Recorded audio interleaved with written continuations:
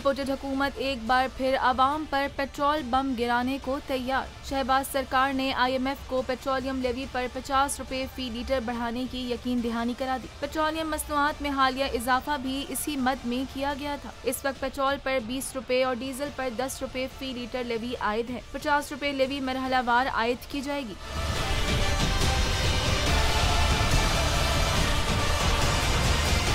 हुकूमती ज़राए के मुताबिक 1 सितंबर से पेट्रोल पर 10 रुपए जबकि डीजल पर 5 रुपए लेवी बढ़ाई जाएगी। आने वाले दिनों में पेट्रोलियम लेवी को 50 रुपए फी लीटर तक बढ़ा दिया जाएगा। इत्तेहादी हुकूमत जनवरी 2023 तक IMF को ये टारगेट पूरा करने के लिए पुरअज़्म है। रवा माली साल 2022-23 में पेट्रोलियम लेवी कीमत में हुकूमत 855 अरब वसूल करने का इरादा रखती है। इस सूरत हाल में पेट्रोल की कीमत जनवरी 2023 तक 270 रुपए से तजावुज कर सकती है।